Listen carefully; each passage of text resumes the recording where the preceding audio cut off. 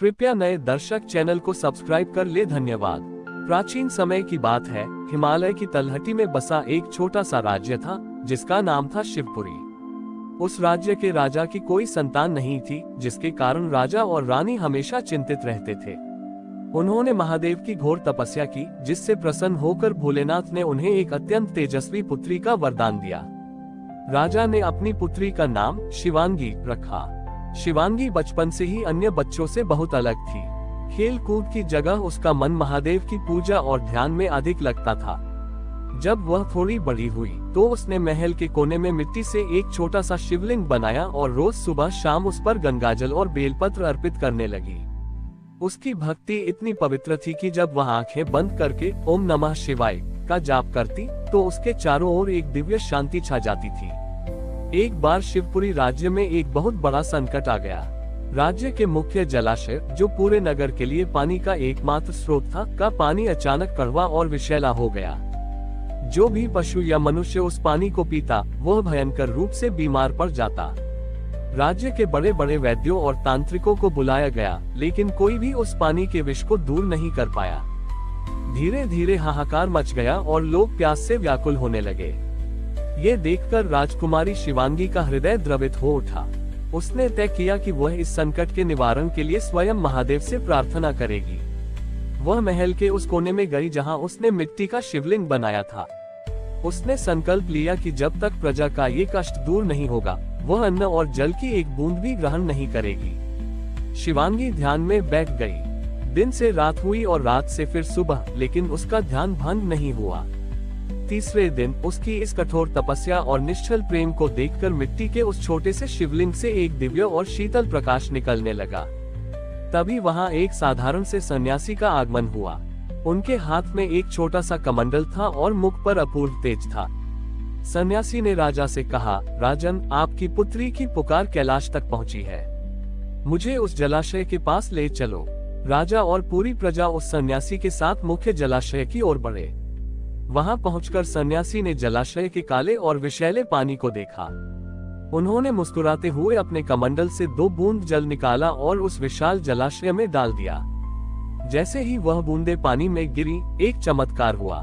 जलाशय का पूरा पानी क्षण भर में नीले से एकदम पारदर्शी और गंगाजल की तरह शुद्ध हो गया। पानी से एक दिव्य सुगंध आने लगी। सभी लोग खुशी से झूम उठे। राजा ने तुरंत सन्यासी के चरणों में गिरकर कहा, हे महात्मा, आप कोई साधारण सन्यासी नहीं है। कृपया हमें अपना वास्तविक रूप दिखाए। जैसे ही राजा ने ये कहा, वह सन्यासी धीरे धीरे अंतर्ध्यान होने लगे और आकाश में महादेव की एक भव्य और करुणामयी आकृति दिखाई दी। महादेव के गले में लिपटे वासुकी नाग और जटाओं से बहती गंगा साफ दिखाई दे रही थी। महादेव ने गंभीर और मधुर स्वर में कहा, राजन, जब संसार पर संकट आता है तो केवल अस्त्र शस्त्र काम नहीं आते, बल्कि शिवांगी जैसी निश्चल और स्वार्थहीन भक्ति ही ब्रह्मांड की सर्वोच्च शक्ति को जागृत करती है। इस जलाशय का जल अब हमेशा पवित्र रहेगा और जो भी इसका सेवन करेगा वह निरोगी हो जाएगा। इतना कहकर महादेव अंतर्ध्यान हो गए। महल में जब शिवांगी की आंखें खुली तो उसने देखा कि उसके मिट्टी के शिवलिंग पर एक साक्षात बेलपत्र का ताजा पत्ता रखा हुआ था, जिससे दिव्य सुगंध आ रही थी। पूरे राज्य में महादेव के जयकारे गूंजने लगे और शिवांगी की भक्ति ने सबको ये सिखाया कि यदि प्रार्थना में सच्चाई और दूसरों का भला छुपा हो तो महादेव को स्वयं आना ही पड़ता है।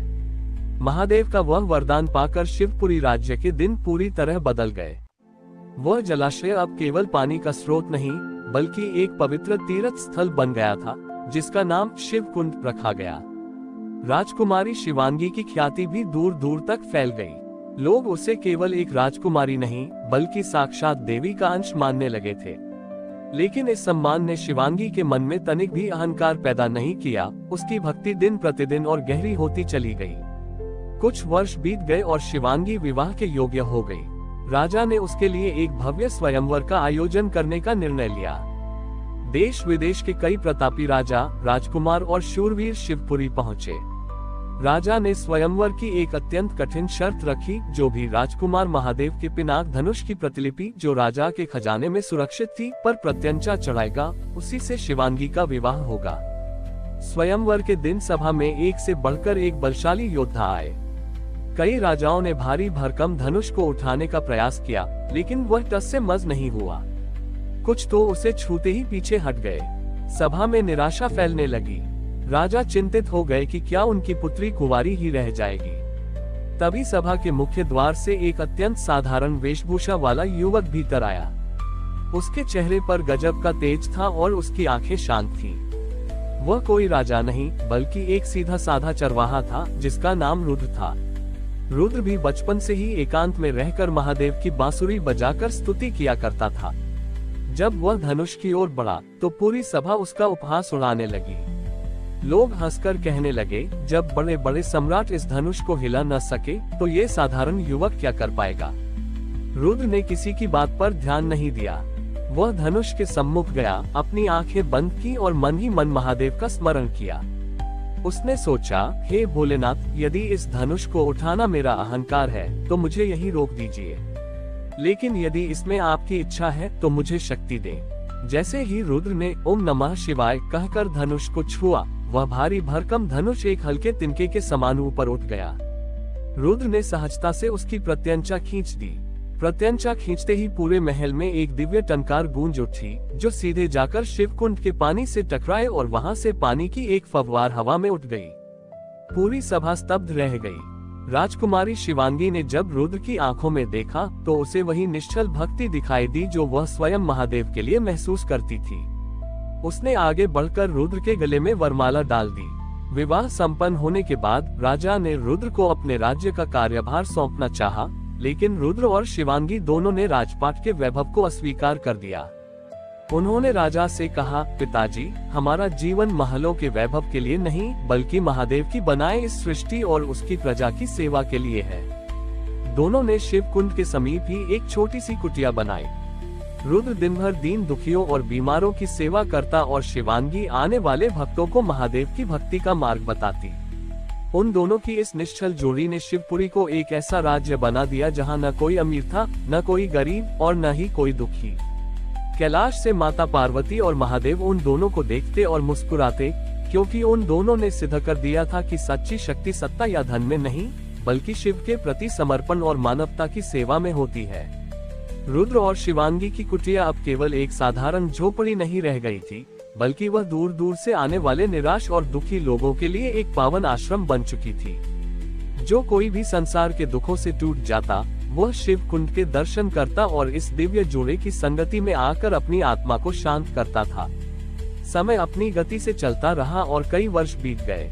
शिवपुरी के वृद्ध राजा और रानी का स्वर्गवास हो चुका था और राज्य की जिम्मेदारी अब पूरी तरह से प्रजा द्वारा चुने गए मंत्रियों के हाथों में थी। रुद्र और शिवांगी की उम्र भी ढलने लगी थी। उनके बाल सफेद हो चुके थे और चेहरे पर झुर्रियां आ गई थी, लेकिन उनकी आंखों में महादेव के प्रति जो चमक थी, वह आज भी वैसी ही जीवंत थी जैसी उनके युवावस्था में थी।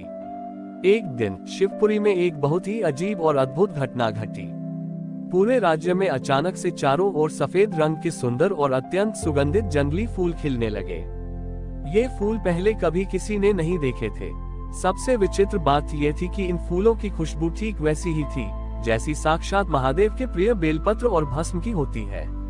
उसी शाम जब रुद्र और शिवांगी शिव कुंड के तट पर बैठकर संध्या आरती की तैयारी कर रहे थे, तब आकाश में काले बादलों की जगह एक सुनहरी आभा छा गई। हवाएं थम गईं और शिव कुंड का जल एकदम स्थिर हो गया। तभी जल के बीचों बीच से एक अत्यंत दिव्य श्वेत प्रकाश पुंज प्रकट हुआ। उस प्रकाश के भीतर से एक दिव्य रथ निकला, जिसे हंस और मोर खींच रहे थे। रथ के सारथी स्वयं नंदी जी थे।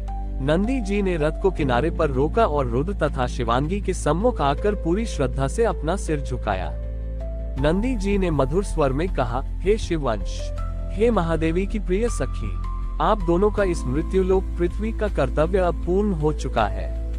आपने संसार को दिखाया है कि राजपाट, धन और वैभव का त्याग करके भी कैसे एक आम मनुष्य साक्षात शिवत्व को प्राप्त कर सकता है। स्वयं देवों के देव महादेव और माता पार्वती कैलाश पर्वत पर व्याकुलता से आप दोनों की प्रतीक्षा कर रहे हैं। ये रथ आप दोनों को सदैव कैलाश ले जाने के लिए आया है।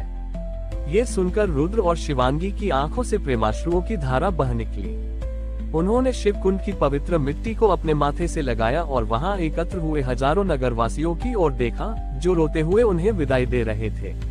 शिवांगी ने भावुक होकर प्रजा से कहा, मेरे प्रिय भाई बहनों, रो मत। हम कहीं दूर नहीं जा रहे हैं। जब भी तुम इस शिव कुंड के जल को छुओगे, जब भी तुम निस्वार्थ भाव से किसी भूखे को भोजन कराओगे और किसी रोते हुए के आंसू पोंछोगे, तुम हमें और हमारे महादेव को अपने ही पास पाओगे। सेवा ही शिव है। रुद्र और शिवांगी ने एक दूसरे का हाथ थामा और अत्यंत सहजता से उस दिव्य रथ पर सवार हो गए। जैसे ही रथ आकाश की ओर बढ़ने लगा, पूरे शिवपुरी राज्य पर देवताओं ने आकाश से फूलों की वर्षा की। रथ देखते ही देखते बादलों को पार करता हुआ परम पावन कैलाश पर्वत की ओर ओझल हो गया। जब दोनों कैलाश पहुंचे तो वहां स्वयं महादेव और जगदम्बा माता पार्वती अपने दिव्य स्वरूप में विराजमान थे। रुद्र और शिवांगी ने जैसे ही उनके चरणों में अपना शीश नवाया, उन दोनों के नश्वर शरीर एक परम दिव्य ज्योति में बदल गए। रुद्र की ज्योति महादेव के हृदय में और शिवांगी की ज्योति माता पार्वती के स्वरूप में समा गई। वे दोनों हमेशा हमेशा के लिए शिव और शक्ति में विलीन हो गए और पृथ्वी पर उनकी कहानी युगों युगों के लिए अमर हो गई।